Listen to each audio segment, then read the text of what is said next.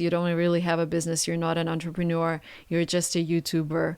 We didn't have enough money to have internet in our apartment. My lawyer told me, nobody cares about your channels. Marina, what's poppin'? For those who don't know who you are, would you just give the abbreviated version of who you are, what you're about, what we're doing here, that sort of thing? Sure. Yeah, I'm a YouTuber with 3 different channels, over 6 million followers across 3 channels. One is called Silicon Valley Girl. That's my smallest channel where I talk about entrepreneurship and my life in Silicon Valley. The second one is Lingua Marina, over 4 million followers, where I teach people English in English. And the third one is my Russian channel, just my first and last name, Marina Mogilko, basically vlogs and lifestyle. I also have Instagram, I have TikTok. I started a company, my first company at the age of 21 with my husband, and we're still working on that company called LinguaTrip, study abroad booking platform. And I'm also working on a couple products as a creator. I have my own YouTube course. And I'm launching it up for YouTubers. Awesome. So I want to dig pretty deeply into the entrepreneurial side of what you're chasing. When I was doing some homework on you, apparently you said you have 35 people in your orbit who are helping you build stuff. So I'm going to get into all that. But before we do that, the thing I'm really, really interested in is the 0 to 1 moment. The stuff where you are just Marina, just from wherever Marina's from, and she starts getting ideas and starts trying out this stuff. Can you just take us back to that moment in your life? How old were you? When was this? What was in your mind? Was this, let's just experiment with starting these channels and starting entrepreneurship? Or was it, this is what I want to do. I am after this. This is my goal. I will stop at nothing. Yeah, sure. The first one, starting a company. So I just want to go into my background. I'm a person that's really cautious. And if I've never met my husband, I would have gone this standard way of doing my master's and working for a big corporation. Because I'm always like, oh, I'm afraid to make this step. I'm afraid to do that. But my husband was like, and we were still dating back then. He was like, you're so passionate about languages and you've done study abroad yourself. Why don't we start a company, help people do the same thing? And our value prop was that the majority of agencies charge a $300 fee to find your program. And we're like, we're going to do it for free. We're going to just live on commission that the school pays us. That was our innovation. So we started the company in 2011. And again, for me, it was like, oh my God, I will never start a company unless I work for a bigger corporation and know how everything works. And he was like, no, we're going to start now. And we started and I had 0 work experience. Another 0 to 1 moment was my YouTube channel, 2014. I was prepared. Oh, actually, before that, there was another 0 to 1 moment. So when I found out that American universities actually have full ride scholarships, I was like, oh my God, I need to try. And I decided to try just because I'm so passionate about education. And when I was preparing for my GMAT, I realized there's a whole world called YouTube because I never watched YouTube before. And I realized there is not much content about people taking GMAT, and I haven't seen a lot of personal stories. So I decided that, again, very, very cautious path of starting on YouTube. I've decided that I'm going to release a couple of videos to build a community of Russian students who are going through the same process. So I never had any goal of having tens of thousands of followers. I was like, I will just release the videos and share my experience. So in December, I recorded that first video. And the next 0 to 1 moment was, in 3 months, we got accepted into 500 startups with our company. And again, it wasn't really me. It was my husband who was like, we need to apply to those accelerators. I was like, no, that's like, people don't need us in Silicon Valley. We're too small. We're not doing amazing things that they would be interested in investing in. And another moment I would say is, I think it's 2018 when I realized, I told myself, like, Marina, you're not the best manager in the world, and there are people who can better run day-to-days in your company. You would be a lot better off, and your company will be a lot better off if you start focusing on content and marketing and creative things. I started shifting my day-to-day towards creating more content. That was another. And like 2020, 0 to 1, again, just telling yourself that there are things that you're not good at and there are things that you're good at. And the worst thing you can do is try to force the bad things, the things that you're not good at, like running day-to-days, and focus on things that you think are your superpowers. Let me wind back a little bit. You said, like, 2014, you just filmed a video. Like, that very first time when you turned the camera on, were you just like, I don't know what the hell I'm doing? Or were you like, no, I think I can handle this because I'm not aiming to get real big. I just want to start something small. I just want to know, did you have a lot of resistance to actually doing that? Or because you thought, oh, whatever, like I just, there's got to be other people who care about this. They're probably a small amount. I mean, take me back. I want to know, like, how were you feeling at that time when you were doing this stuff? Yeah, I realized there are people who are actually taking GMAT, and that might be useful. I was not willing to share this with anyone in my circle. So it was never on my social media. I never shared on Facebook that I had a channel, never shared on Instagram, never told any of my friends. I just told my parents because I wanted them to be quiet when I was filming because we lived in the same apartment. I lived with my parents till I was 25. So I told them, please, like, I need 20 minutes. I'm going to film myself in my room. Please be quiet. And yeah, I never had any plan with this video. It was just me sharing my experience of taking GMAT. And I was hoping, because I was in this small community, there was Education USA, this is the kind of embassy thing that the US does in Russia. And I knew that people who are also part of it would be interested. So I thought of those people when I was filming a video. I think that really helps when you kind of know who you're thinking about, who you're talking to. And yeah, I think in a month or two, that video got 1,000 views. I actually promoted it. So I never had any goal of growing, but I was like, I don't want to have only 0 views. So I found some groups. And, the goal for me was to have this community of people who are also going through the same process. So I found a couple of communities of people who are working towards their goal of getting accepted to an American university. And I just shared my videos in those groups, but that was it. I feel you about not telling your friends. When I'm working with like my students, like sometimes sharing your content to your friends is like the worst thing. It's because a lot of times when you're creating content, you're trying to build and grow something, experiment with something, and your friends know you as something else. And so when you step into something new, it's a little bit different. So I kind of like that strategy. And even if you have supportive, wonderful friends, it's not also like, if they're not doing this work, their feedback isn't super useful. Like maybe their encouragement, but if they don't represent your target customer, if they're not dealing with the GMAT, their advice might not be very useful. And so I actually found it really helpful to have other communities that I really leaned on for learning this stuff, 100%. When you applied for 500 startups, was your channel, like, did you mention that in the application? Was this like, hey, there's this thing I have that can help? Or was it just not far long enough and it just didn't show up anywhere in there? Yeah, so I started a channel in December 2014. We applied to 500 in March 2015. It was only 4 months. So I only had a couple of videos with a couple of thousand views. So it was never a part of it. And it was actually never, then we applied for extraordinary visas to settle in the US. And my channels were bigger, but my lawyer told me nobody cares about your channels. We're not going to mention them. When you got into the accelerator and started doing it, startup accelerators are pretty all-consuming. They kind of dominate your life. And did you keep the channel going and you were still producing content at that time? Or did it all get backburnered while you did the accelerator? No, I actually kept producing because I was just, this is something that's inside me. I like to share. And before that, I would just post pictures on Instagram, or there's another social media platform, VK, in Russia. I would just share pictures there. I just loved sharing.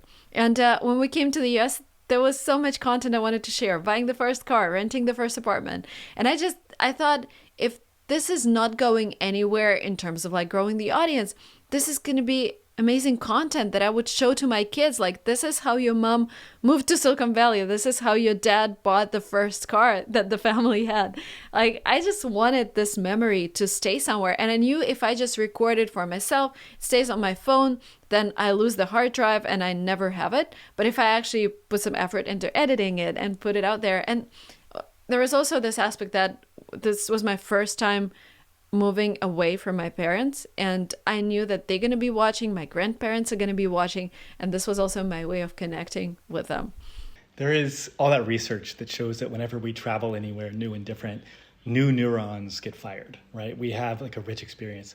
And so coming to Silicon Valley, taking that trip and experiencing everything brand new, that's more interesting than if you've already been there a bunch of times. But then again, you are that whole notion of documenting it, right? Capturing it so that worst case scenario, the family will dig viewing it later. But again, you're seeing all these things through new eyes that in many ways, like coming from such a different place, which would be really exciting compared to coming to other places. So that's super cool. And I think one of the hardest things to do is to maintain the consistent output. Did you have folks that you like freelancers and other folks helping you keep the channel going at the time, or this time was it 100% Marina doing every piece of the puzzle? Oh yeah, 100% Marina. I made all the videos with my iPhone and edited them in iMovie on my iPhone, so my eyes would be almost dead after, because there were smaller iPhones. I think it was iPhone 4, iPhone 5. I don't remember what it was, but it was really small, and it took me around 4 to 6 hours to edit a video.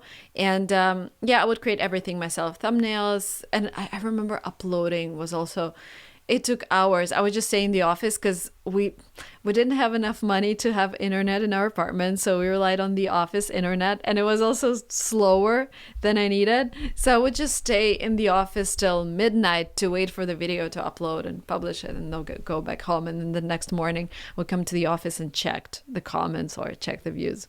That sounds like such a OG YouTuber move to like they talk about entrepreneurs who like sleep at the office, that sort of thing. Like just again, no internet, so you've got to like go there and upload. Also, like editing entire videos on mobile, I've done that before, and that's tiring. Yeah, especially for your eyes and sitting like this.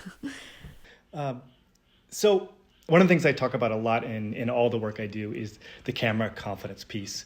How did you build and develop camera confidence? How did you get to where that felt like a normal activity for you? That's a great question. Because first, just thinking of, you're not talking to the camera, you're talking to some people who know that this information is really, really valuable. Like when you think of your target audience and when you think about the specific person who's taking GMAT, and you're telling him this information, you're not telling your camera, you're not telling just some random audience on YouTube, you're talking to somebody specific. I think this is what really helps. And also understanding that you can switch off the camera and delete the file. You don't have to post this exact cut. That also helps. And then you just get used to it. I think I wasn't really scared of the camera. I was worried about the feedback, not the camera. So I think you really need to think, what is the worst case scenario? And my worst case scenario was either no one watching the video, so no value, or just getting feedback that this is useless. Because people, when I talk to bigger YouTubers, they're like, oh, you're going to get hated on YouTube. Just get ready. This was the first thing a YouTuber that I met told me. He had like 60,000 followers, and he's like, are you ready for this? Are you sure you want to go there? Because you're going to get hated. And I was like, wow, really? And so I was like thinking, so what kind of hate could I get? And it wasn't hate. It was like people saying, your camera is bad. Like, I can't understand what you're saying because your mic is really bad, or you're speaking too fast. And that was actually helpful. So I think always think about the worst case scenario. What are you afraid of? Of people laughing at you, or your friends discovering your video and laughing at you? And if you're comfortable with yourself, if you know the answer, think about your action plan once the bad things happen, and go from there. And once you have this action plan, it's easier for you to move on. Okay, so it's not like you're saying that camera confidence, like you didn't even think about it. You were just, by doing your research and knowing who you're speaking to, it gave you confidence in the material. And that's what you were worried about, the feedback on your material being bad. Your delivery on camera wasn't something that was tripping you up. Let me ask, did you get those haters? Did they come out of the woodwork? Oh, yeah. Oh, that's it. Now I have a lot of them. Back then, maybe like a couple of people, but yeah, it's natural. You're dumb. This is not good information. I already knew this. Like, what did they say? Oh, yeah, this is not new. You're living in a world where you don't understand other people. Your business sucks. You don't really have a business. You're not an entrepreneur. You're just a YouTuber. So many things. You're fake. Like whatever you're saying is fake. You smile too much. Like there are so many comments, like weird comments that you won't even think about. The things that people are mentioning, you're like, why. And then you just realize all people are different. And a lot of people just don't have this notion that people can live different lives and they don't have to live the way you live. And this is where everything starts. And then once you're comfortable with this, like I know that there are people who won't share their newborns photos on Instagram and they think it's really, really weird, but I don't think it's weird for myself. And so this way you just live with that, with those comments. Yeah, it sounds like you, again, the way you just delivered that right there, clearly it doesn't sound like it bothers you at all. You've whatever digesting of that process like long went through. And I think it is interesting. When I was, again, doing research to get ready for this, people love you. The comments, it's very evident in the comments on your videos is how much they care about you and your newborn. And that also must be nice to just notice that that's being counterbalanced. It's not, the haters are a tiny percent. And like you said, they're having a different experience. We can't make something for everyone. It's not our job. We just want to help people we can. And you're certainly not harming anyone. So that, I don't know, but it's not like you've been through that journey and you've come out really, really well because of it, which I think is a thing that some people are scared of. They're worried about, are they going to come out on the other side of this being okay? Mm-hmm. If you escape that, I want to know, have you ever... has burnout ever played a role in this stuff with you? Is this something that you had to escape? Are you currently deep in the middle of burnout? What's your take on burnout? It's something that a lot of the people I work with deal with. And so I'd love to hear your take on it, given how much you're able to accomplish. Yeah, burnout is real. Last year, I think my burnout lasted from October till December. So 3 months. It was actually, so it wasn't just connected with YouTube, it was connected with my life. It was my first trimester of pregnancy, so I realized a lot of hormones, but also I was in St. Petersburg, my hometown, and we were like, we wanted to go back to Silicon Valley. We were like, let's stay and celebrate New Year's, which is a big Russian holiday. Let's stay in Russia for 3 months. And I hate snow and I hate when it's dark. And it was getting darker every day. And St. Petersburg is not the type of winter that a lot of people are used to. St. Petersburg is when you wake up at 10 a.m. and it's still dark. And then you have your lunch at 12 p.m. and it starts getting dark because we're really close to north. So in summer, the sun never goes down, but in winter, it barely goes up. So I was in this darkness, dealing with COVID as well. I couldn't go out really because I was pregnant. I was afraid of catching COVID, stuck in my apartment. And it was like one of the worst periods of my life. I didn't want to do anything. I barely had energy to play with my first kid. And I was like this substance that I didn't want to do anything. But I told myself that consistency is super important. And if I stop now, there's a good chance that in 3 or 4 months, I will be back to shooting videos and then somehow I'm in a bad mood and I would tell myself it's okay to stop because I've stopped 3 months ago. So I didn't want to get into this habit of stopping producing content. So I told myself, okay, Marina, you're just going to go to your studio. You have your 5 scripts. You're going to create 5 videos and then you're going to go back to bed. And this is what I did. I forced myself into shooting videos and I'm so grateful I did that because those videos, they actually performed really well. Some of them got over 500,000 views because I was actually talking about my problem of burnout. I was talking about my problem of depression. I invited a professional therapist to be on my show and I talked about burnout. And that really resonated with a lot of people. And I was just asking her questions that bothered me. So I was trying to make it as easy as possible for me to film my videos because I try to talk about my own problem and not force some kind of content that I wasn't able to produce at that time. Okay, that's what I was going to ask, because one of the things I deal with sometimes is, I don't know, I love my work, and I've had like pretty serious bouts with burnout before, and now like I just really love my work, and so my tendency, of course, is just to go ham on it and never stop. And there are times when I find myself, I know how to deliver on camera, I know how to say what I need to say, but like I'm just not feeling it.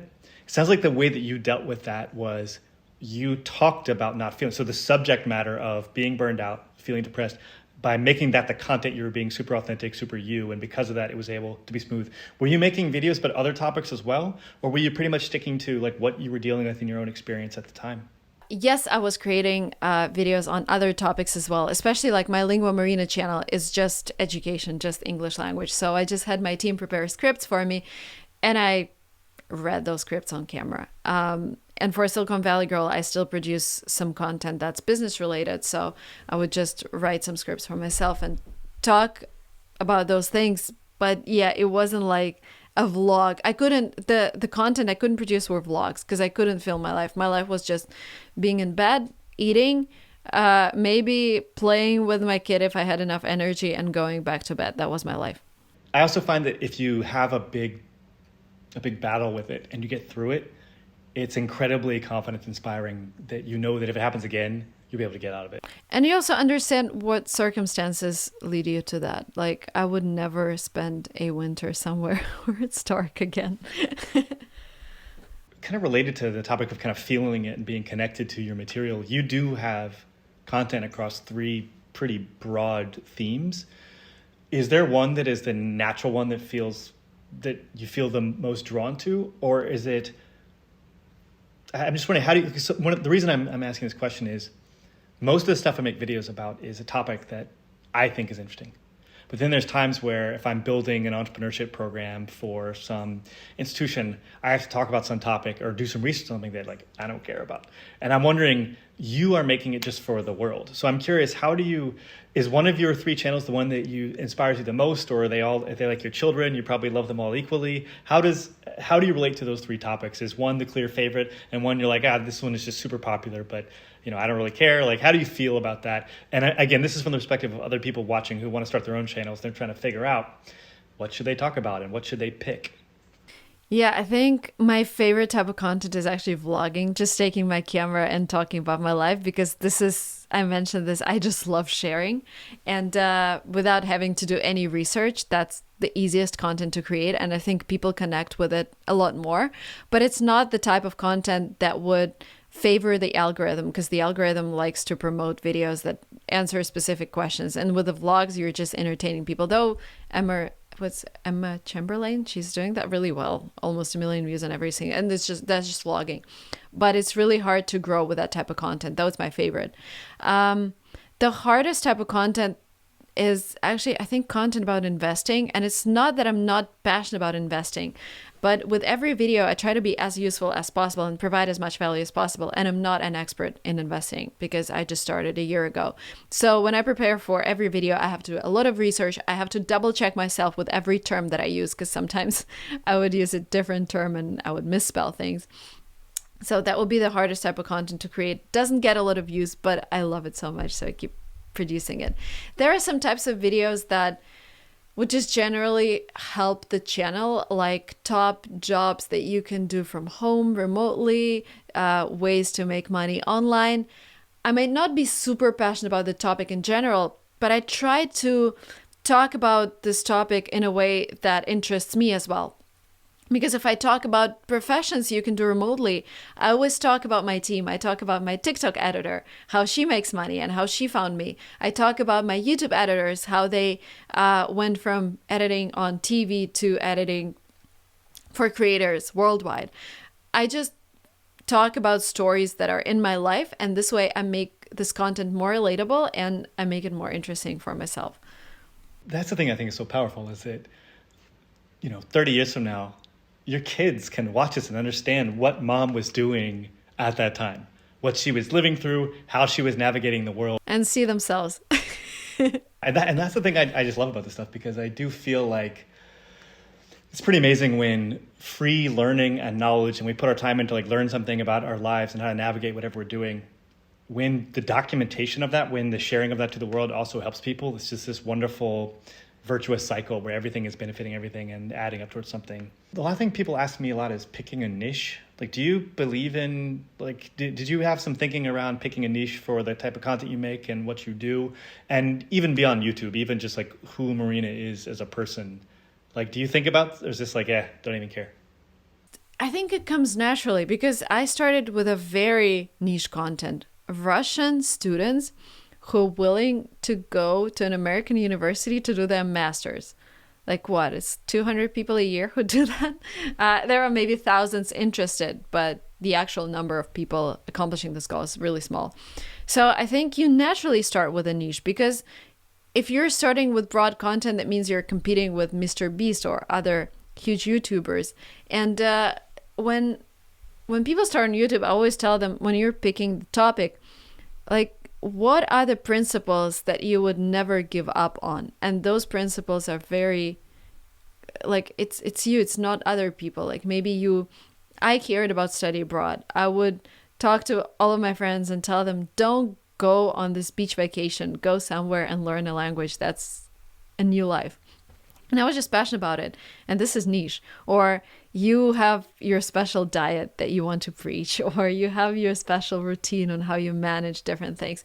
So you always start with niche content. And I think if you just start naturally and you think about things that you can bring value in, they're always niche. I love it that you were making all this content about study abroad, in that studying abroad like definitely changed my life a lot. And I very much I was very introverted as a kid. And when I went and studied abroad in college, I did this kind of social experiment where I was like, you know what? I'm going to just see what it's like. I'm going to just act overly confident. I'm just going to embrace my inner ugly American and try that abroad to see what it was like. And it worked insanely well. It worked insanely well, from just making friends to the love interests I had during the traveling to everything. And I just feel like being able to go to a new community and try on a new self was incredibly valuable, to also learn that we're not fixed in our identity and who our culture or our family says we are. You don't have to be. And I think study abroad is one of the most powerful forces for unlocking for that. So I think it's really cool you did that. That's amazing. Where'd you go? Spain. Yeah, and I'm lucky enough to that experience helped me understand kind of international worldview, which led me to start my company that allowed me to travel the world. So at this point, I've done it a ton, but that was the first time I went abroad where I was still young and not really sure who I was yet, and so I was at the most kind of formative part of it. And if it's something where if I could just snap my fingers and everyone had that experience, it'd be just a wonderful gift to give to the world. So we talked about niches. Another thing, when we're trying to teach people this stuff, sometimes it's really, really hard to tell people what to do, but something that is useful sometimes is to tell people what not to do. This idea of negative knowledge. And I think about that a lot in life, is that I'm not always able to do 100% the perfect thing, but I'm pretty good at not doing the stupid thing. Is there anything that for someone trying to grow a career as a YouTuber that they just really should not do? Are there any things that are really obvious to you that maybe to someone just starting out they wouldn't know, that you think of? I think they can learn from my mistake, because when I started on YouTube and when I realized this is actually a thing that I can grow, I started looking at trending content. I was like, I can create the same kind of content. And I tried, one of the worst videos I made, I tried to comment on a rap battle just because it was trending. And that was the worst thing you can do, I could do. And the worst thing you can do as a YouTuber, just blindly follow a trend where you don't understand anything. And my video, for some reason, it got trending. It got to the goal that I was trying to reach. It got trending, and I got so many comments of people telling me, first of all, my subscribers were like, we came here for educational content and you're commenting on some rap battle? What are you doing? And there were people who are experts in those rappers who are battling. And they're like, who are you? What are you talking about? You don't even know those people. And I deleted that video. Was this the oxymoron disaster battle? Yes. I love rap battles, and I know that he's Russian, and he's rap battlers in Russia are they're huge, right? The big, and now I think too, yeah. In the United States, rap battlers they're kind of considered second tier to music artists, but I know in Russia some of them are just huge. So that's awesome. Well, so you delete videos that underperform? Not underperform. No. They're not who I am. Because I know that people delete videos, and I didn't quite know why. All right. If you weren't doing this, what would you be doing? I would be teaching at a university. I just like teaching. I like sharing knowledge. I like talking. Is that what drives you and fuels you to do this? Again, you like sharing knowledge, and you have this passion as an educator, so you think you'd be a professor somewhere? Yeah, I think, well, if not entrepreneur, but I think I'm doing this now. If not entrepreneur and a YouTuber, I would definitely be teaching. Maybe I would be someone I don't know, speakers who would just go to conferences and Tony Robbins, but smaller. Something like that. I feel again, the impact you get to make as far as, talk to so many people. That's one of the things that motivates me to do, because a lot of my fellow professors, they do not think this way.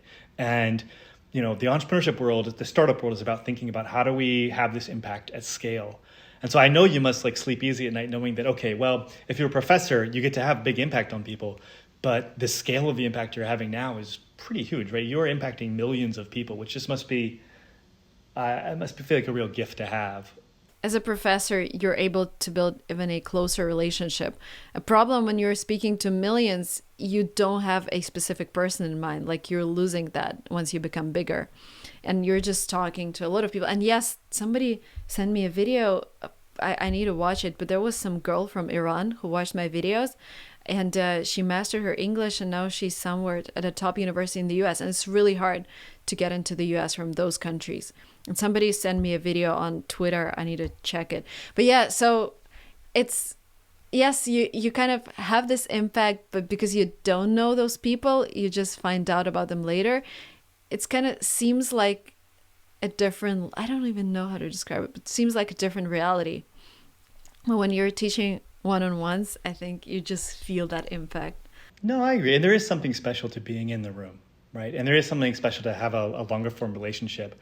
I think that getting emails and videos from people you've helped or your former students, it's the greatest drug in the world. Like there's nothing better than that. It just like, I'm very lucky to receive messages like that, and they just make my day every time. All right. So related to the girl in Iran who messaged you, one of the things that I teach a lot of people is, again, we're using video in a way to get someone's attention, whether it's to do some work with someone, like again, send them a proposal to close them as a customer or ask them to speak at your conference or something. What are the people who reach out to you and do it well, what are they doing? I don't really do cold anymore because I used to do, and I try to hire people who are super passionate, but then I realized this is not the best way to hire people. The best way is to have them actually go through the process. Yeah, I don't think if companies reach out, yes, they always do cold emailing and then we do projects. But if the person, yeah, I think the best intros are warm intros. It's just because I'm getting so many emails and it's really hard to tell who's really passionate about working with me or who just sending these emails to every blogger out there on YouTube. So it's really hard to tell whether the person is genuine or has enough time to actually work with me. So I think, well, some people reach out to me if I see they're actually experts. Like if they reach out to me and say, I'm a professor somewhere, or I'm doing this, and that, and we've done this with this, and that person, so it has some credibility, because otherwise I'm not able to check whether he's real or not. Do you scan their socials real quick and just do a quick like Google, or yeah, you do that? It's not like just immediate delete. Yeah, because there was a professor who reached out and he said, let's do a video together. But then I Googled him and I didn't really like the videos that he made because they were a little on edge in terms of like how he presented the topic. And I said, no, he was a professor from a top university. So yeah, I Google people, I see what they're doing, because it's always like, it's really hard to tell whether, because it's like this problem, every YouTuber has it. Sometimes a brand reaches out and then you promote this brand, and then half a year later, somebody tells you that you promoted this brand, the company shut down, they took my money.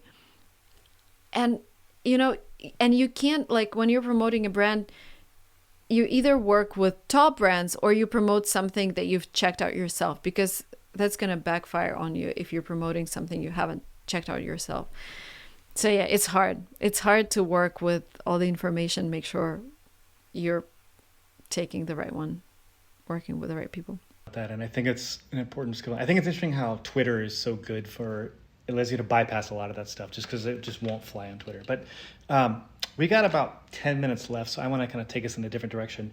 One of the things that you do really, really well is you have leveraged yourself really well in the sense of the people who you work with. You have I wouldn't call them a staff, but you have a group of people who help you with different parts of your business. And you've done a really good job of finding them, of working with them, of understanding your strengths and how you relate to them. I think a lot of the people who are watching this, they're going to want to know, hey, how do I set that up? They're not really thinking about outsourcing. I don't know if you call it outsourcing or you call it delegating, but could you give just your story of When did you realize you needed to do this? Your first experiments trying this out? What ended up working? Was it hard? Could you just tell us the story of how you did that? Because you sound like you've built a pretty good machine here.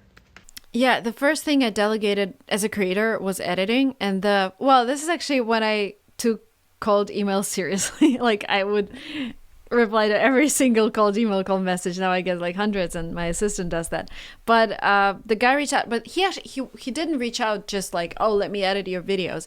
He reached out with a file and he said, I created an intro for every single of your videos, and it was a dynamic intro with a lot of animation. And he took my existing videos, and I knew he was actually watching my content. I was like, amazing. Can you also edit videos for me? And this is how we started working together. So that was a great way to find the editor. But I was also lucky because I tried to hire people after that. And by the way, we worked with that person for like a couple of years, and then I started working with his colleague, and he went back onto TV, I think. But the thing is, yeah, I tried, and I was like, oh my God, I should hire people who just reached out. And I hired a couple of people, and they were not professionals, and I just trusted them because my problem is that I'm a really kind person. So if somebody reaches out and he's like so nice, I would just hire them right away, and then I would be like, oh my God. So and then when I started producing products as a creator, I think the first hire, the most natural person to hire first is an assistant, and just delegate anything you can do well, where you have a process. Like when you have a process that's written down step by step, you can delegate it. And your assistant can handle different things that are easily documented, like answering your emails or maybe posting your videos. And then you realize that, okay, this function needs some special skill because it's just affecting your business so much, like marketing, for example. Yes, an assistant can run some campaigns, but then maybe they're wasting like hundreds of dollars because they don't know how to run those campaigns. And then you hire a person for that specific purpose. But the first person to hire is an assistant, just for you to learn the process, that you need to be very specific when you give them tasks, that you need to be you need to go in every single detail when you create this document on how to go through your emails. I think that's important. And then this is how you learn how to delegate. It's like your first rule here is be careful of really passionate, really charming people. Like I've made the same mistake sometimes when we kind of conflate passion. Like it's funny, in so many industries you go into, you'll find that actually there's plenty of people who work in like really cool industries, like who work for music festivals. And they actually don't care about music that much because they hired people who were really good at the role, and that having passion about the field in some ways, it was taking away from some things, right? And to your point about the professionalism. So that's the first thing. The second thing it sounds like you're saying is getting a virtual assistant and then investing the time and energy to be very, very specific.